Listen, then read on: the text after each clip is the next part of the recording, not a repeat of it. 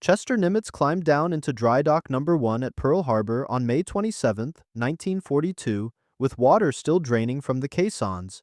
Yorktown sat above him, her port side blackened, her flight deck ruptured where a 250-kilogram bomb had punched through her during the Battle of the Coral Sea 3 weeks earlier. The dockmaster's estimate was 90 days of work.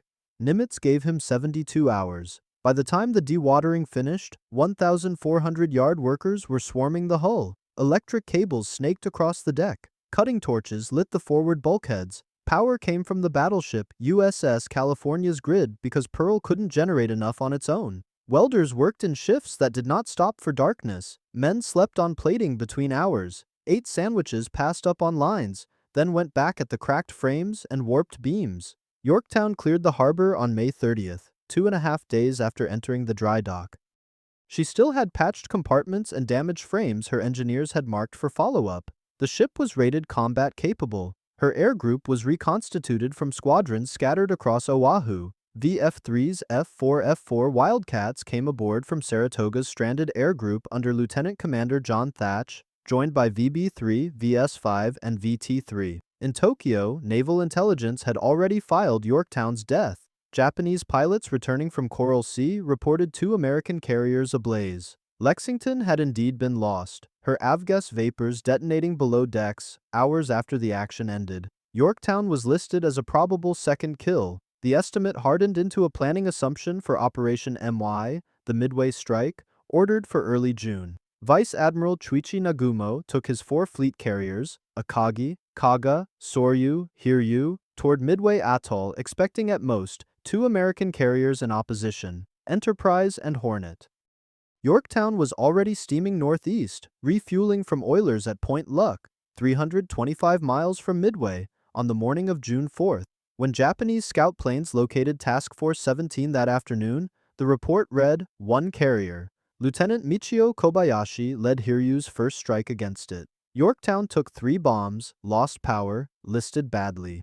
Damage control parties had her steaming again within 90 minutes. When Hiryu's second strike, led by Lieutenant Joichi Tomonaga, arrived 2 hours later and found her under power and recovering aircraft, Tomonaga's pilots radioed that they had found a different American carrier. The first one, they assumed, had sunk.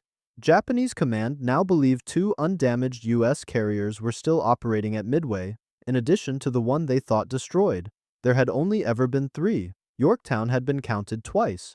Tomonaga's strike put 2 torpedoes into her. She would be lost 3 days later to the submarine I-168. But the deception had already done its work. Hiryu burned through the night of June 4th, hit by Enterprise dive bombers, vectored in by the information Yorktown's existence had purchased. By dawn, Japan had lost all 4 of her Pearl Harbor carriers. The strategic balance of the Pacific War had inverted in under a day.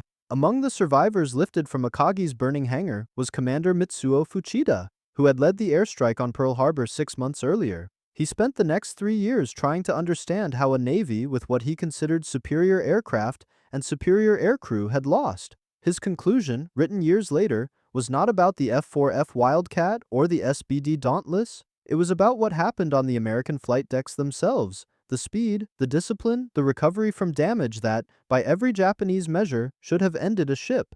That recovery had a doctrine behind it. It started in classrooms in Philadelphia. By February 1942, the Navy had concluded that its pre-war damage control training was inadequate to the scale of damage modern combat would inflict. The Bureau of Ships drove an overhaul. Firefighting and damage control schools were established at the Philadelphia Navy Yard, the Boston Navy Yard, and at Treasure Island in San Francisco Bay. By 1943, every officer and rated man bound for a major combatant passed through one of them or a feeder course at his recruit training command. The training was relentless. Students stood inside steel mock-ups of engine rooms while instructors set fuel fires at their feet. They patched simulated hull breaches against pressurized water. They learned shoring with timbers, plate, and wedges. They operated the new high-velocity fog nozzle, a device developed by the Bureau of Ships after Pearl Harbor that converted seawater into a high-pressure mist capable of suppressing burning aviation gasoline without the surface flash that solid streams produced. The fog applicator became standard on every ship in the fleet by mid-1944. Aviation gasoline, avgas, was the central problem. It had killed Lexington at Coral Sea. Her hull had absorbed 2 aerial torpedo hits and 2 bomb hits on May 8, 1942. Damage control parties had her listing only 6 degrees by mid-afternoon. Then, ruptured fuel lines released vapors into compartments where the explosion-proof exhaust systems had been damaged. The next series of internal detonations began around 12:47, the following sequence of explosions. By evening, Captain Frederick Sherman ordered abandon ship. 216 men were lost. 2,735 were rescued. The Bureau of Ships responded with 3 changes pushed across the fleet within a year. Avgas lines were filled with inert carbon dioxide whenever the ship went to general quarters. Fuel itself was kept in tanks surrounded by seawater ballast, replacing fuel with water as it was drawn down. Hangar deck washdown systems sprayed seawater across deck and overheads from a single switch on the bridge. Yorktown's loss at Midway, despite hits that should have ended her, was understood as a partial validation. She had taken 5 hits over 2 days before going down, and her crew had restored her between them. Japanese carriers carried out no equivalent overhaul. Akagi and Kaga at Midway burned because bombed avgas lines and fueled aircraft on their hangar decks fed each other. Their damage control parties were trained to a pre-war standard that no longer matched the weapons their enemies were delivering. Mitsuo Fuchida, lying with 2 broken ankles in Akagi's sickbay during her death, watched men try to fight her fires with handheld extinguishers and bucket lines because the main fire main had ruptured early in the action. American doctrine put fire mains in redundant loops. If a section was cut, valves isolated it and pressure was restored from another direction. Every compartment had repair locker access within 60 feet. Each repair party, repair 1, 2, 3, and 5, with repair 8 for electrical, was drilled weekly with simulated casualties. The repair 2 officer aboard USS Hornet during the Battle of the Santa Cruz Islands on October 26, 1942, brought a flooding engine room under control after 3 bomb hits and 2 torpedoes. Hornet was eventually lost only after a 4th wave of strikes. Aboard USS Enterprise, struck by 3 bombs at the Battle of the Eastern Solomons, on August 24, 1942, Lieutenant Herschel Smith's damage control party stopped flooding in 2 engineering compartments, while fires were still burning 2 decks above. Enterprise was making 30 knots within 30 minutes of being hit. She continued flight operations later that afternoon. Doctrine, however, only contained part of the answer. The ships themselves were built to be wounded and to keep working. The choice that made that possible had been argued out in 1936, when American naval architects rejected the same flight deck philosophy that the Royal Navy was about to embrace. In 1936, the British Admiralty approved the illustrious-class carrier with a 3-inch armored flight deck. The reasoning came from anticipated combat in the Mediterranean, within range of land-based bombers. An armored deck would survive direct hits. The cost was significant. Illustrious carried only 36 aircraft against Yorktown's 90. Weight aloft also limited her hangar to a single level. American designers at the Bureau of Construction and Repair reached the opposite conclusion. The Yorktown class and the Essex class that followed used wooden flight decks of laminated Douglas fir laid over a steel substructure. The armored deck, between 1.5 and 2.5 inches of special treatment steel, sat 1 level below, forming the hangar overhead. A bomb that pierced the flight deck would expend much of its energy against the hangar deck armor, not against the magazines. The trade-off was that flight decks were vulnerable. The compensation was that flight decks were repairable. A penetrated wooden deck could be patched in hours by ship's company carpenters using prepositioned timber and steel plating from the boatswain's stores. Saratoga's deck was patched at sea after a torpedo hit on August 31, 1942. Enterprise's deck took bomb hits at the Eastern Solomons in August 1942 and at Santa Cruz in October 1942, and was patched in each case within a day. Crews trained for the contingency. Carpenters' mates rehearsed deck repairs the way damage controlmen rehearsed firefighting. The case study that became famous in Japanese naval planning was USS Franklin CV-13. On the morning of March 19, 1945, 60 miles off Shikoku, a single Japanese Yokosuka D-4Y Judy dive bomber broke through her combat air patrol and put 2 550-pound bombs into her flight deck. Franklin had a full strike spotted, fueled, armed, engines warming. The bombs detonated among the parked aircraft. The hangar deck exploded. A series of secondary detonations from her own ammunition went on for hours. 807 men were killed. 487 were wounded. She did not sink. Lieutenant Commander Joseph Taylor's damage control parties saved her boilers. The cruiser USS Santa Fe came alongside and took off non-essential personnel under continuous explosions. By March 21st, Franklin was making 14 knots under her own power. She reached the Brooklyn Navy Yard on April 28th, having transited the Pacific, the Panama Canal, and the Atlantic without escort for most of the journey. The Japanese pilots who had attacked her had reported her sunk. Her photographs in American newspapers 6 weeks later, alongside her crew arrayed on her deck, were studied at the Imperial Naval War College.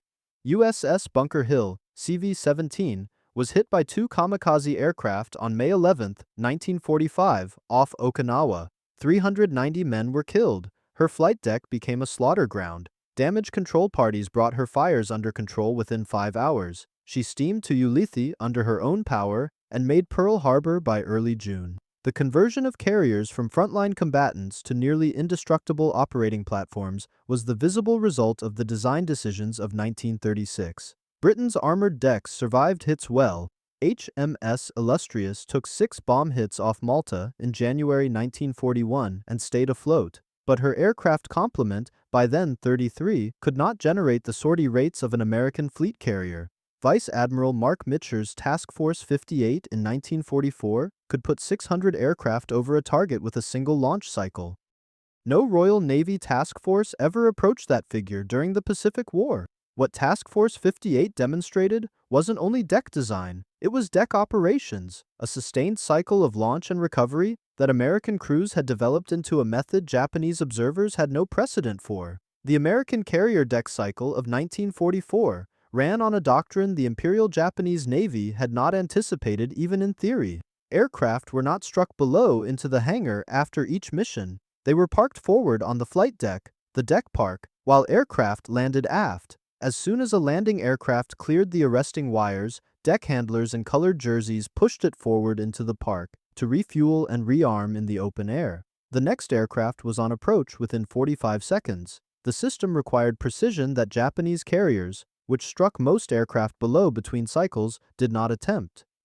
American deck crews trained at the Carrier Qualification Training Unit at Naval Air Station Glenview, Illinois, and at the Deck Handling School at Norfolk. Plane directors, yellow shirts, used a standardized hand signal vocabulary derived from a 1941 manual updated annually. Plane captains, brown shirts, wore their squadron number stitched on the back. Fuelers in purple operated the avgas hoses. Ordnance in red moved bombs and rockets from below-decks elevators directly to aircraft hardpoints. Tractor drivers in blue moved aircraft on tow bars. The landing signal officer worked from a platform on the port quarter, holding 2 paddles. He flew the approaching pilot down a glide slope with his arms. A wave-off was unmistakable. A cut signal, paddles drawn across his throat, meant chop the throttle and land. The LSO knew the pilot's name, his experience level, and the aircraft's condition from a flight deck log kept by the squadron yeoman. A pilot who consistently bolted or floated was retrained immediately. A pilot whose first 3 traps were poor would not fly the 4th mission until he had requalified ashore. Lieutenant Alex Vratsiu of Fighting Squadron 16 aboard USS Lexington, CV-16, shot down 6 Japanese aircraft in 8 minutes on June 19, 1944, during the Battle of the Philippine Sea. He landed back aboard, taxied forward into the deck park, and his Hellcat was refueled, rearmed, and inspected within 17 minutes. He was on the deck again before the next combat air patrol launch. By contrast, Japanese aircraft of Ozawa's mobile fleet, when they returned from strike missions, were typically struck below to the hangar deck for service, raising both the turnaround time and the vulnerability window when fuel and ordnance sat together below an unarmored flight deck. Refueling itself was a study in method. American fleet carriers had 4 to 6 fueling stations on the flight deck. Avgas, 100-octane aviation gasoline, was pumped from internal tanks through hoses with rapid disconnect couplings. A Hellcat's 250-gallon main tank could be refilled in roughly 4 minutes. Ordnance came up through 3 elevators forward of the island superstructure, on dollies preloaded by ordnance men below. A 500-pound bomb load could be installed in 6 minutes by a 4-man team. The arresting gear system used hydraulic dampers calibrated to aircraft weight. The Mark IV arrangement on Essex-class carriers had 11 cross-deck wires with a barrier amidships. The barrier was raised after the aircraft caught a wire, separating the landing area from the deck park. If a wire was missed and the barrier had to take the strain, the aircraft could be lifted out of the way within 90 seconds and the next pass cleared. Mark Mitscher, commanding Task Force 58, watched these cycles from his flag bridge on USS Lexington. His task force kept aircraft over Saipan, Tinian, and Guam for 14 days continuously in June 1944, executing more than 12,000 sorties. No Japanese task force in the war ever sustained operations on that scale. No Japanese pilot who returned to a base in the home islands could describe to his colleagues the kind of tempo American carrier crews were turning out, because nothing in their training prepared them to recognize it as a single integrated system. The carriers themselves arrived faster than the Japanese could account for. USS Essex, CV-9, was laid down at Newport News Shipbuilding in April 1941 and commissioned on December 31, 1942, 20 months from keel to fleet. Yorktown, CV-10, was laid down in December 1941 and commissioned April 15, 1943. Intrepid, CV-11, was commissioned August 16, 1943. Hornet, CV-12, was commissioned November 29, 1943. By the end of 1944, the Navy had taken delivery of 17 Essex-class fleet carriers. Newport News was one of 4 major yards working on them: the Norfolk Naval Shipyard at Portsmouth, the Brooklyn Navy Yard in New York, and the Bethlehem Steel Yard at Quincy outside Boston each delivered Essex-class hulls. Block construction methods developed for Liberty ship production were adapted.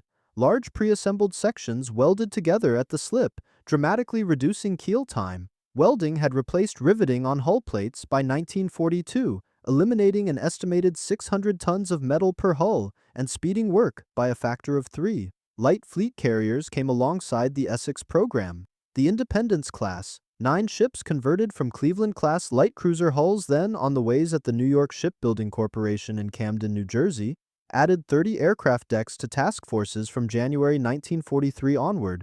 They were imperfect ships, narrow and overcrowded, but each one freed an Essex for offensive operations rather than escort duty. Escort carriers came from a different kind of yard entirely. Henry J. Kaiser's Vancouver, Washington shipyard on the Columbia River had never built a warship before 1942. By 1944, it was delivering 1 Casablanca-class escort carrier every 14 days on average. 50 Casablanca-class CVs were completed by July 1944. Each carried 27 aircraft. They protected convoys, hunted submarines, and provided close air support at amphibious landings, work that did not require an Essex. Shipyard workers who built these hulls included, by 1944, more than 250,000 women. Eastine Cowner, an African-American welder from Arkansas working at Kaiser's Richmond, California yard, was photographed by Office of War Information personnel in a series of assignments documenting the conversion of American industry. Her work at Richmond produced Liberty ships and CVE hulls on overlapping schedules.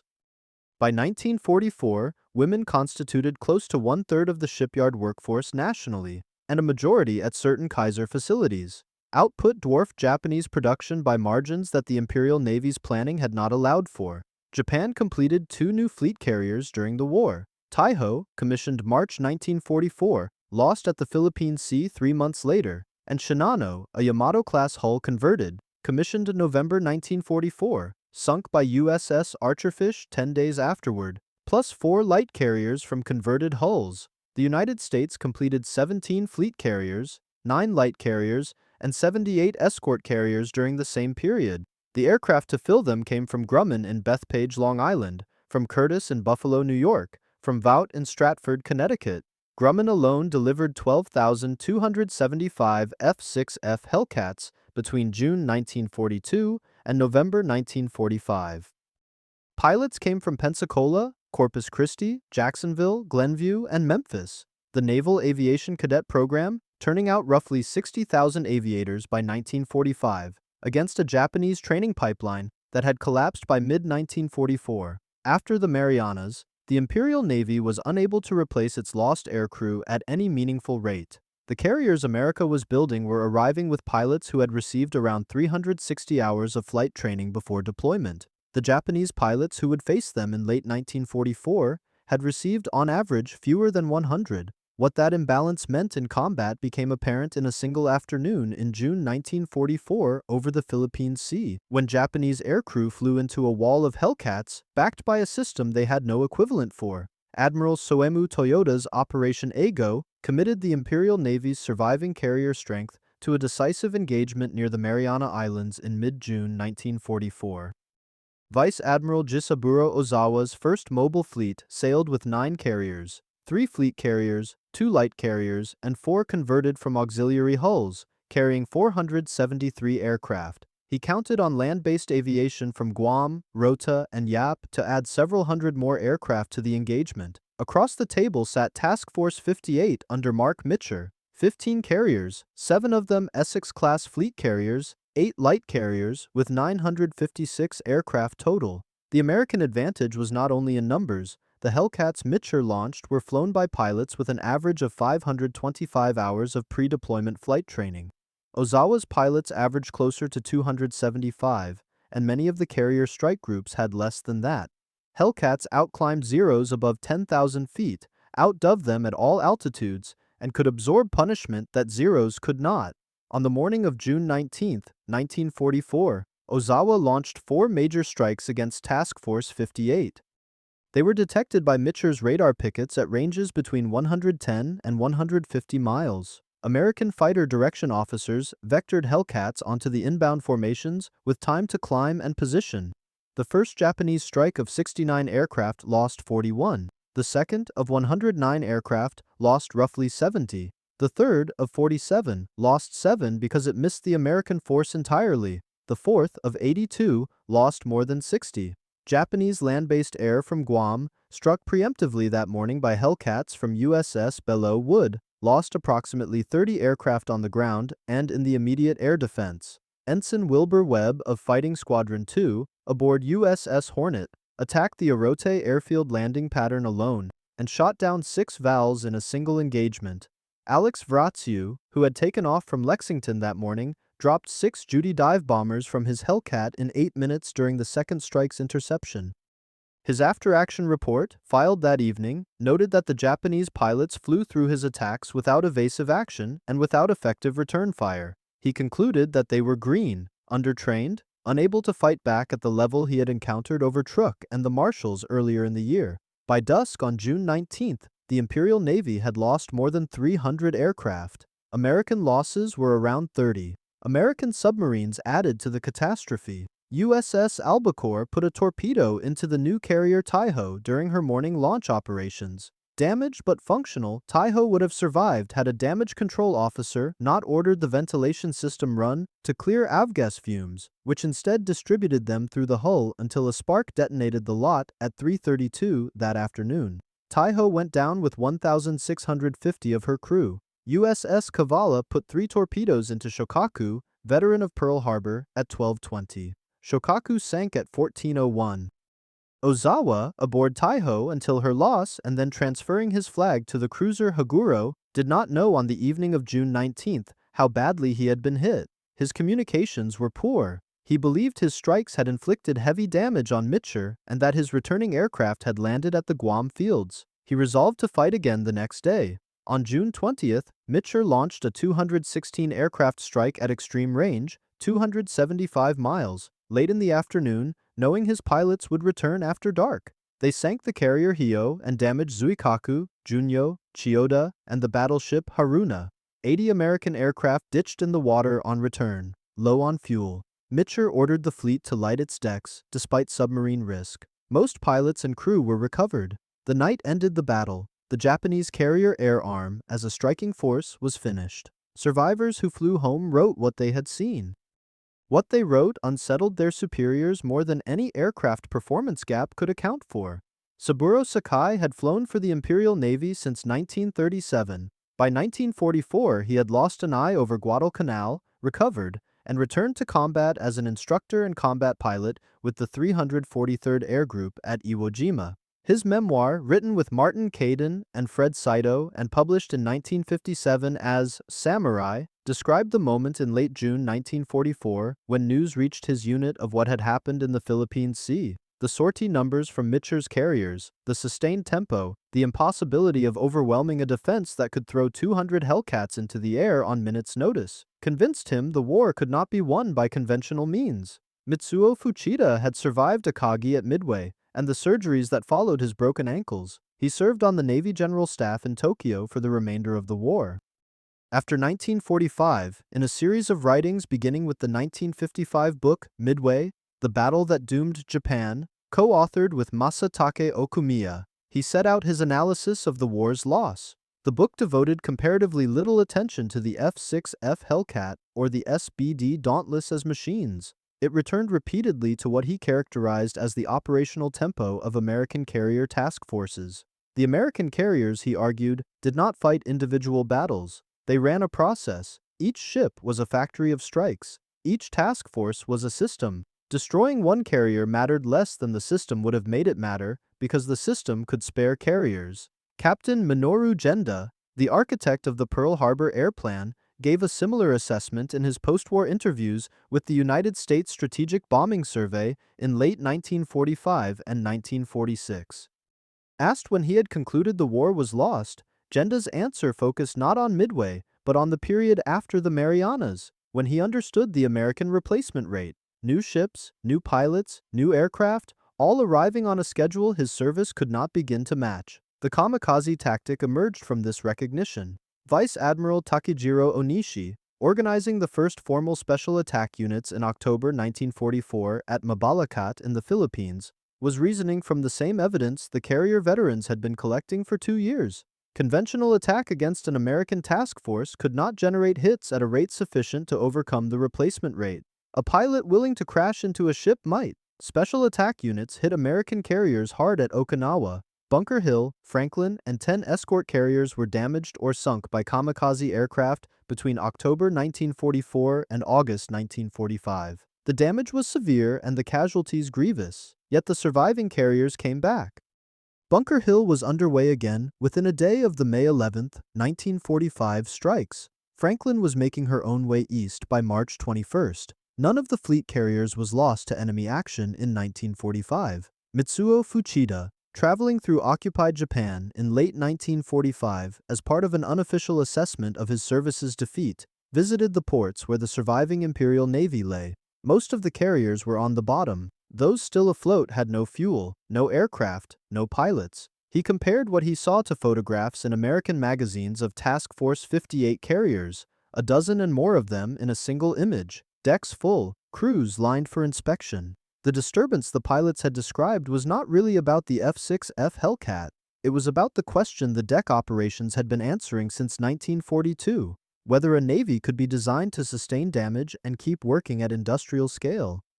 The answer the American carriers gave was the one the Japanese pilots brought home and could not explain to anyone who had not seen it. By August 27, 1945, units of that same fleet were anchored in Sagami Bay below Mount Fuji. Decks were full. Hangars were full. Crews were on liberty for the first time in 3 years. Halsey's flag flew from USS Missouri. The Japanese officers who came aboard to negotiate surrender protocols walked past flight deck parks loaded with Hellcats and Helldivers and Avengers on ships whose names, Yorktown, Lexington, Hornet, had been entered in Tokyo's casualty lists more than once.